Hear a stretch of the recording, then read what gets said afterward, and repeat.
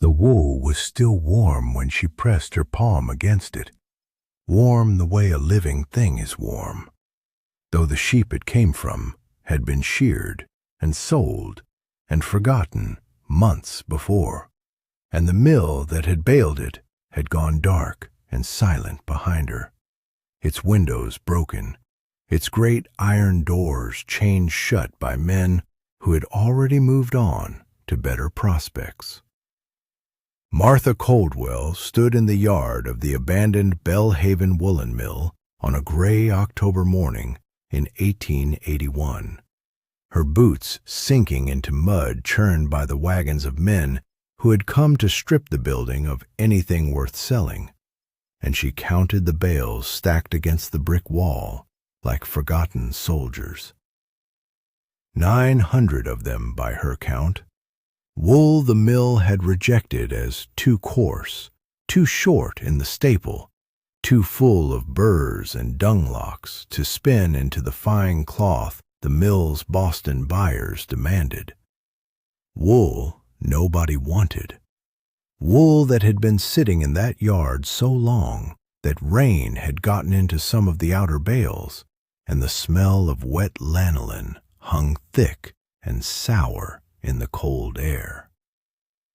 She had buried her husband Thomas 11 months earlier, thrown from a spooked horse on the Millbrook Road, and she had buried what remained of her savings not long after that, in doctor's bills for the daughter she'd lost to fever the winter before, and in the funeral costs that no widow in Colfax County escaped.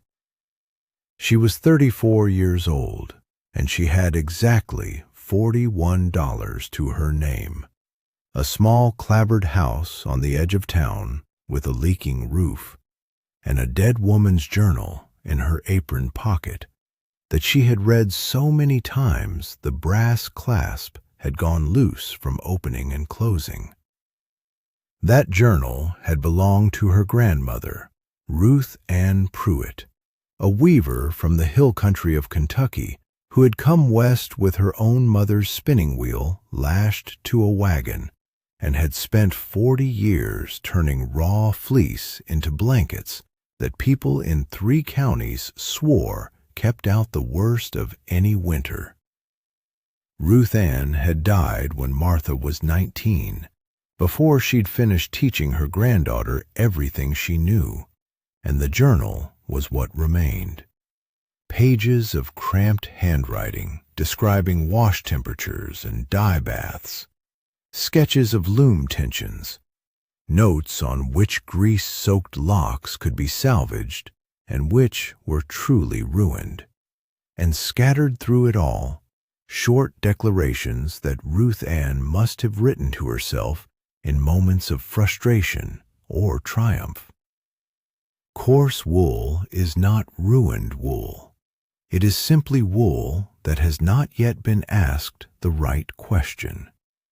Martha had read that line so many times she could recite it in her sleep, and she recited it now, standing in the mud, looking at 900 bales of the coarsest, ugliest, most thoroughly rejected wool in the territory. "You're not thinking what I believe you're thinking," said old Ferris Boone, who ran the feed store on Main Street and had followed her out to the mill yard out of what he called neighborly concern, and what Martha suspected was simple curiosity about what a poor widow woman could possibly want with a heap of garbage wool. He was 71 years old, weathered as a fence post, with a voice like gravel shifting in a bucket, and he had known Martha's husband since Thomas was a boy. "That wool's been rejected twice over, once by the growers who couldn't get a fair price for it, and once by the mill that wouldn't touch it for spinning. Nobody wants it, Martha. That's why it's sitting here instead of in a warehouse somewhere." "Nobody wants it because nobody's asked it the right question," Martha said. and Ferris squinted at her like she'd started speaking Latin. "And what question is that?" "I don't know yet," she admitted, "but my grandmother did, and she wrote most of it down." The mill's receiver, a thin man named Mr. Pruitt Aldous, who had been sent out from the county seat to liquidate what remained of the bankrupt mill's assets, found her there an hour later, still running her hands over the bales, testing the crimp of the fibers between her fingers the way she remembered her grandmother doing.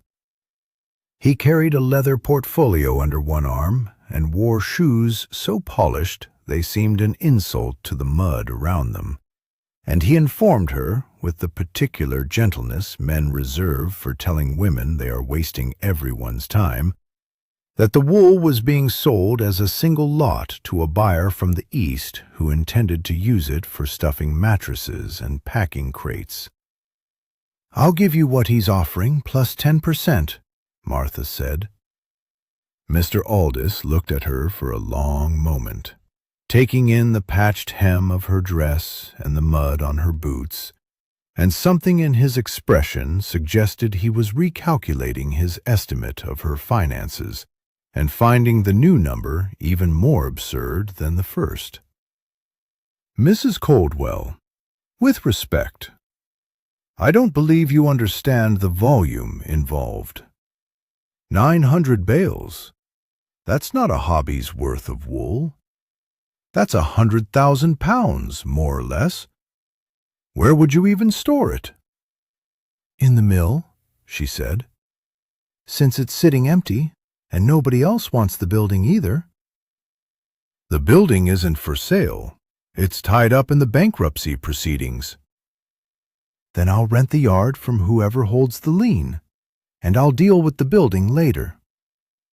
She said it as though she had already worked out the arithmetic of it, though in truth she was inventing the plan as it came out of her mouth, building it sentence by sentence the way her grandmother used to build a length of cloth, one throw of the shuttle at a time, never quite seeing the whole pattern until enough rows had accumulated to show it.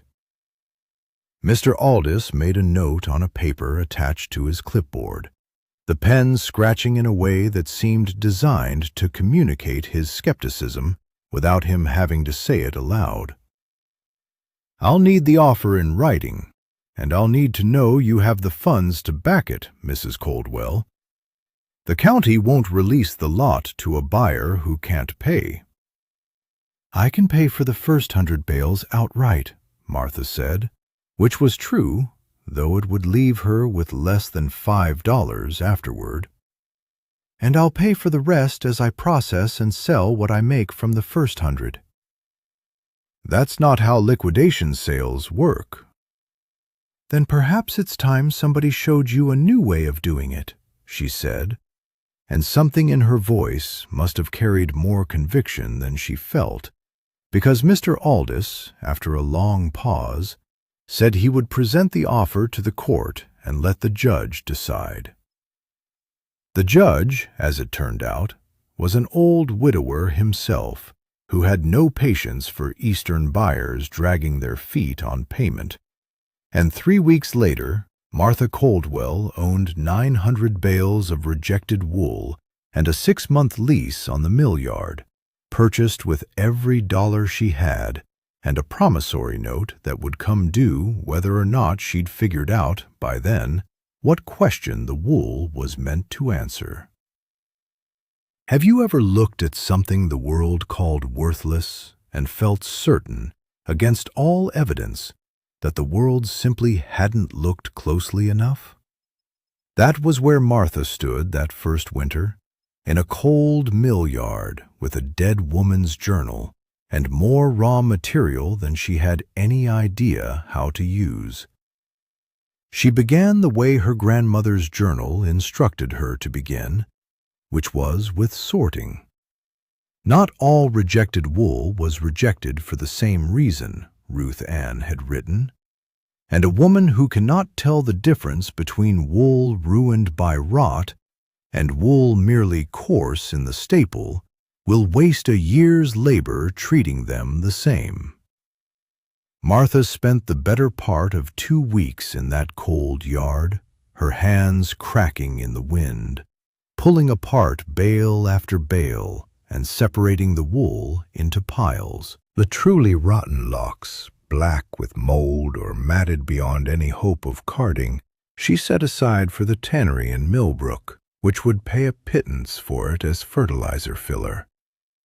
The coarse but sound wool, the bulk of what she had, she stacked according to color and crimp, the way her grandmother's notes described. Ferris Boone came by most days that first month, ostensibly to check on his feed store deliveries, but really, Martha suspected, to watch the widow Coldwell make a fool of herself in public. "You'll freeze out here before you spin a single skein," he told her one gray afternoon, watching her breath cloud in the cold air. "And even if you don't freeze, that wool's too coarse for anything but the roughest sacking. Nobody wants a coarse blanket, Martha. Folks want soft wool, merino, the fine stuff. This is the stuff nobody's grandmother would have touched." "My grandmother touched worse," Martha said, though she wasn't entirely certain that was true. "She used to say that coarse wool holds heat better than fine wool because the fibers don't pack down as tight. A fine wool blanket looks pretty in a shop window. A coarse wool blanket keeps a man alive on a night when the wind comes down off the mountains at 20 below. "That's so." "That's so." She didn't tell him she'd only found that particular line in the journal the night before, scrawled in the margin of a page about carding technique, and that she had no proof of it beyond her grandmother's word, written down 40 years before by a woman who had never lived to see whether Martha would ever need it. The first real crisis came in December, when Martha attempted to wash the wool using the method Ruth Ann's journal described, a process involving warm water, a particular soap made from tallow and lye, and careful attention to the temperature of the rinse. The journal was specific about this in a way that surprised Martha. Never let the water run hotter than what your wrist can bear for a full count of 10. For wool that shocks from hot to cold felts before you mean it to, and felted wool cannot be spun, only pounded into something else entirely. Martha, working alone in the old mill's wash-house with buckets heated over a fire she'd built in the mill's abandoned boiler room, misjudged the temperature on an entire batch, perhaps 60 pounds of wool, and by the time she pulled it from the rinse tub, it had matted into a solid, felted mass, ruined for spinning, worth nothing to anyone. She sat on the wet floor of that wash-house and cried for the first time since Thomas's funeral, not because 60 pounds of wool was, in the scheme of 900 bales, a significant loss, but because it felt like proof that Ferris was right, that the whole town was right, that a woman with no formal training and a dead woman's journal had no business trying to build something out of garbage. It was near midnight when she stopped crying long enough to actually read, by lamplight, the rest of the page she'd been following, and found, 3 lines further down in cramped handwriting she'd apparently skimmed past in her haste, a note that changed everything. Felted wool is not ruined wool. It is wool that has finished becoming something else. Boil it further in soda ash and beat it flat, and you have felt for boot liners, or press it into batting for a quilt, and charge for it as felt, not as failed yarn. Waste is only waste if you insist on one use only. She sat with that for a long time. Her grandmother had anticipated this exact failure, had known that a novice would ruin a batch trying to wash coarse wool, and rather than simply warning her away from the mistake, had told her what to do once she'd made it. It was, Martha realized later, the first time she truly understood what her grandmother had built in that journal. Not a set of instructions to be followed perfectly, but a map of a system, one where every failure fed into a different success, where nothing, properly understood, was ever entirely thrown away. By January, she had turned that ruined batch of wool into felted liners that she sold to a bootmaker in town for $11, more than she'd expected to earn from wool she'd already written off as a loss. And Ferris Boone, who happened to be in the bootmaker's shop when she made the sale, said nothing at all, which from Ferris was practically an apology. The spinning itself took months to master at any scale that mattered. Martha had learned the basics from her grandmother as a girl, enough to spin a passable yarn for her own family's mending. But spinning 900 bales worth of wool into blankets required a production Ruth Ann's old wheel could never manage alone. The journal, again, provided the answer, though it took Martha weeks to understand what she was reading. Sketches, tucked into the back pages, of a treadle-driven spinning frame with multiple bobbins, a design Ruth Ann had apparently drawn up in her later years, but never built, dismissing it in a margin note as a fool's dream for a woman with no husband willing to fund the lumber and iron fittings. "I have no husband willing to fund it either," Martha thought, reading that note by firelight in her cold little house. "But I have no husband to answer to about it, and that is not nothing." She spent nearly all the money from the felt sales, plus what little remained from her original savings, hiring the Millbrook blacksmith to forge the iron fittings from her grandmother's sketches, and a carpenter to build the wooden frame. And when the finished machine sat in the mill's old spinning room, 6 bobbins turning off a single treadle where before she could have worked only one, she wept again, this time from something closer to joy. The blanket she wove that spring, her first true piece from the rejected wool, coarse and heavy and dyed a deep indigo blue, using a recipe from her grandmother's notes that called for woad and a careful fermentation Martha had to correct twice before she got the color right, was not beautiful in the way a fine merino blanket from a Boston mill was beautiful. It was thick, almost stiff, with a texture like the hide of some living thing rather than a fabric. But when she wrapped it around herself on a cold April night to test it, sitting up until 3 in the morning with the window cracked open to let in the mountain wind, she understood immediately what her grandmother had known and the mill's Boston buyers had never bothered to ask. This blanket did not merely block the cold, it seemed to argue with it, to hold a kind of stubborn warmth against a wind that would have gone straight through anything finer. She sold that first blanket to Ferris Boone for $6, more out of stubbornness on both their parts than any real negotiation, and 3 weeks later, Ferris came to find her at the mill yard, his face uncharacteristically without its usual skepticism. "I gave that blanket to my grandson for his hunting trip up past the ridge," he said. "Cold snap came through while they were up there. Worst one this spring. Everybody else in that party was near frozen through by morning. My grandson said your blanket was the only reason he slept at all." "Is that so?"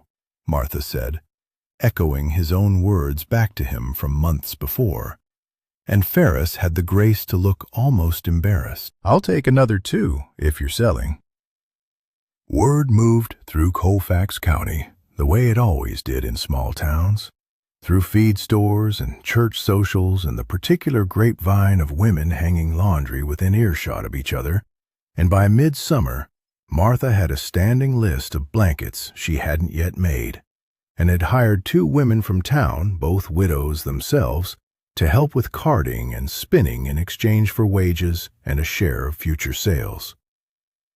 It was in late summer that Mr. Aldous returned, this time not on behalf of the bankruptcy court, but on behalf of the county assessor's office, informing Martha with the same polished shoe gentleness as before that her use of the mill building itself, not merely the yard, constituted an unlicensed manufacturing operation, and that continued operation without the proper permits and inspections would result in fines, or worse, an order to vacate.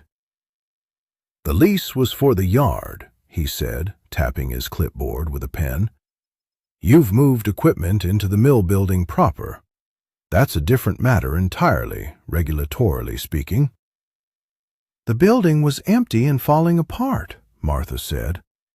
"I've fixed the roof over the spinning room myself, at my own expense, and I've kept the equipment dry that would otherwise have rusted through by now." "Regardless, the county can't have unlicensed operations running in a condemned structure. There are liability concerns, fire concerns." Martha, rather than arguing, invited him inside and showed him the spinning room swept clean, the frame her grandmother had designed running smoothly, the 2 women she'd hired working steadily at their carding combs, and the finished blankets stacked in neat rows, each one tagged with the buyer's name already attached. She showed him the boiler room, converted into a careful, controlled wash house with proper venting she'd had the blacksmith install. She showed him the ledger she kept, every sale recorded, every dollar of tax already set aside in a jar for whenever the county got around to telling her what she owed. "I'm not running an unlicensed operation, Mr. Aldous," she said. "I'm running the only operation this building has seen in over a year that isn't men stripping it for scrap. If the county wants to inspect it properly and issue whatever license applies, I'll pay whatever fee is fair. But I won't vacate a building I've repaired with my own money and my own hands so that it can sit empty again." Mr. Aldous looked around the spinning room for a long moment, at the women working, at the blankets stacked and tagged, and made a note on his clipboard that Martha couldn't read from where she stood. "I'll bring an inspector out next week," he said finally. "If the building passes, I imagine the license fee will be modest." The building passed, and the fee was indeed modest, and Mr. Aldous never once acknowledged that he had been wrong to doubt her, though the following spring, when a fire damaged the county records office, it was Martha's mill, with its properly vented boiler room and its careful fire watch, that the county used as a model for new safety recommendations sent to other small manufacturers in the district, a fact Martha learned second-hand from the same inspector who had once come to shut her down. The financial reckoning came that first winter, as it always does for anyone building something from nothing. Sitting at her kitchen table late one January night, the fire burned low, Martha added up the true cost of what she'd built so far.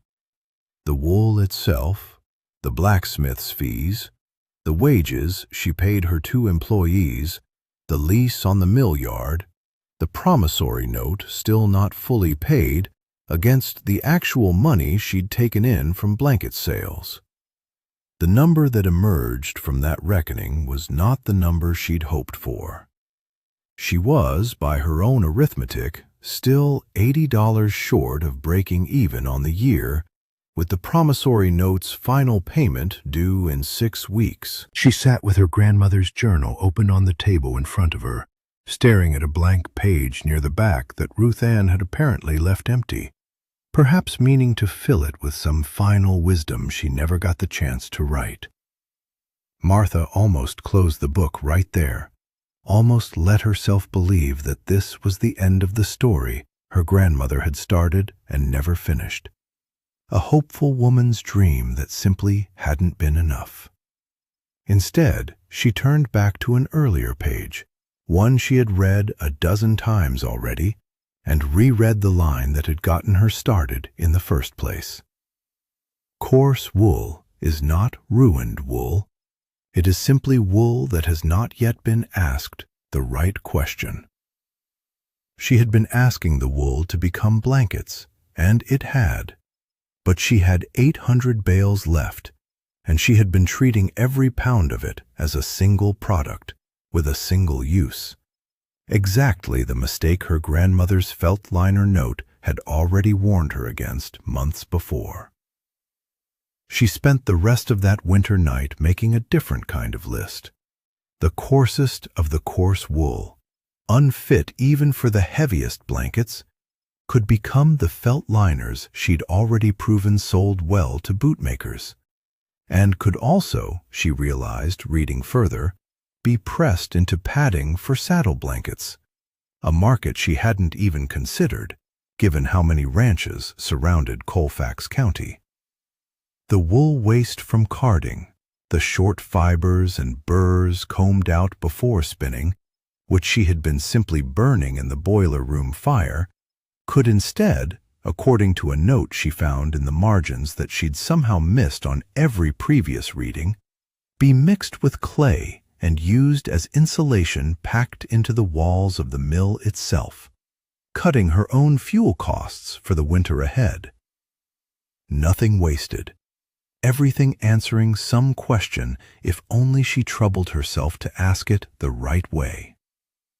By spring, Martha's Mill, as people had started calling it, though she'd never formally named the business, was producing not just blankets, but saddle padding, felt boot liners, and a coarse but serviceable batting she sold to a mattress maker 2 towns over.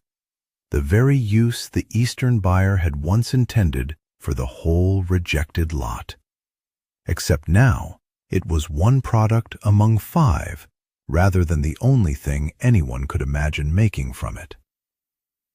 The distant witness arrived in June of that second year in the form of a young newspaperman named Mr. Weathersby, who had come through Colfax County writing a series of articles on small industries surviving the agricultural depression that had hit wool prices so hard across the territory. He'd heard from a rancher 2 counties over about a widow running a blanket operation out of a bankrupt mill using wool everyone else had thrown away, and he came to see for himself, notebook in hand, asking Martha question after question about her methods, her costs, her sources.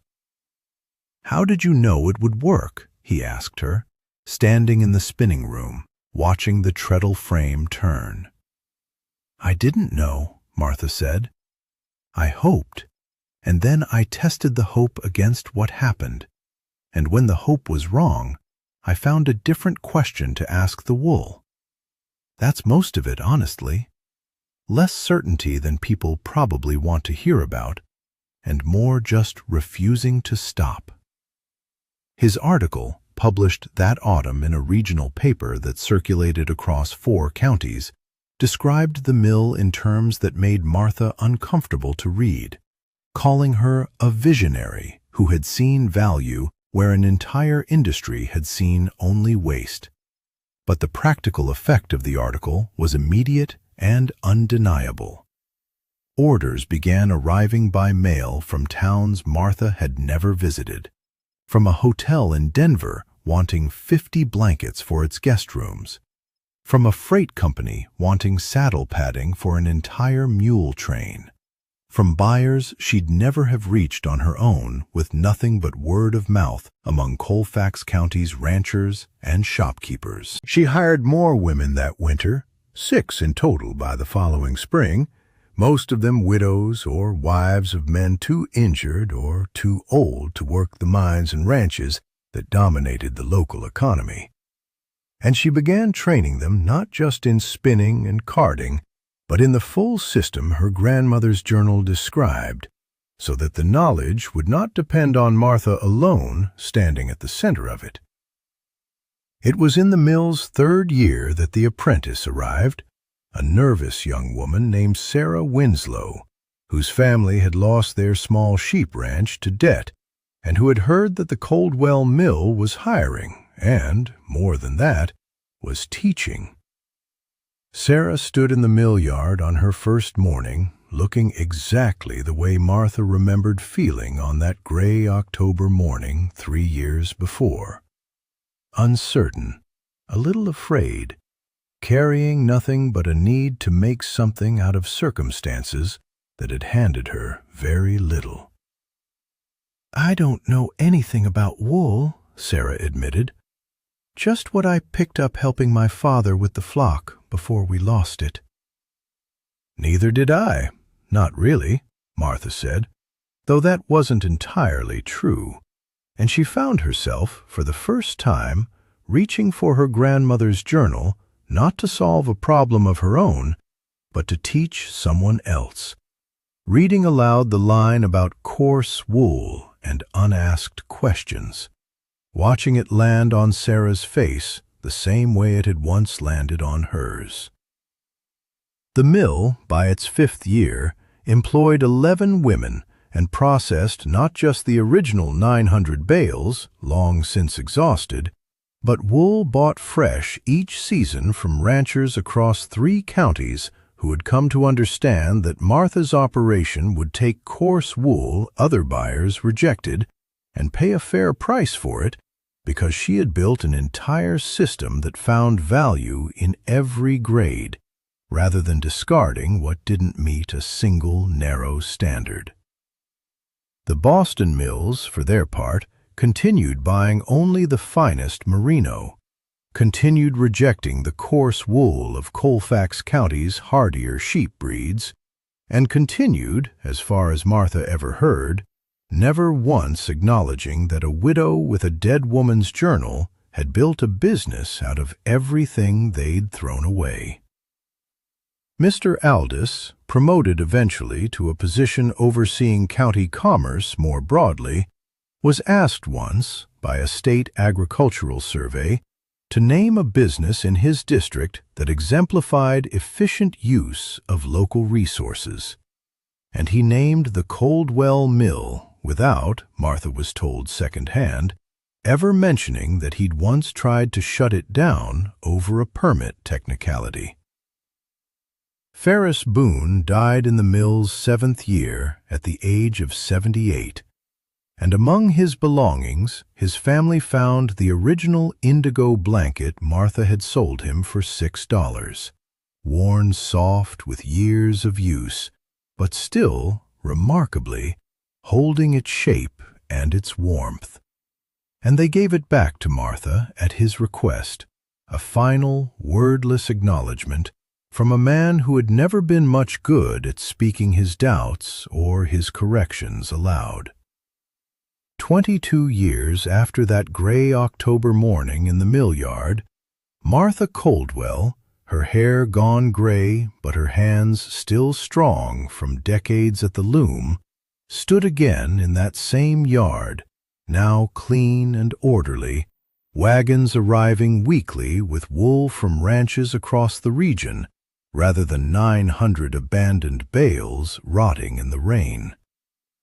Sarah Winslow, no longer nervous, now ran the daily operations of the spinning floor, having learned everything the journal contained and having begun, in her own hand, to add new notes to its later pages, observations about wool grades and dye recipes that Ruth Ann Pruitt could never have imagined, but would surely have recognized as the same disciplined curiosity she'd tried to pass down. A young woman named Colleen, newly arrived from a failed homestead outside town, stood at the edge of the yard that morning, watching the operation with the particular mixture of hope and disbelief that Martha remembered feeling in her own bones a lifetime before. And Martha walked over to her, the same way Ferris Boone had once walked over to a foolish young widow standing in the mud. Except this time, there was no mockery in it, only an offer. "You're not thinking what I believe you're thinking," Martha said, echoing words spoken to her 22 years earlier, though this time with a smile that Ferris himself had never quite managed. That there's nothing here worth learning. No, ma'am, Colleen said. I was thinking the opposite, if I'm honest. Good, Martha said, because my grandmother used to say that coarse wool is not ruined wool. It's simply wool that hasn't yet been asked the right question. I've spent 22 years learning what that means, and I expect I'll spend the rest of my life still learning it. But I can teach you where to start, if you're willing to make some mistakes along the way.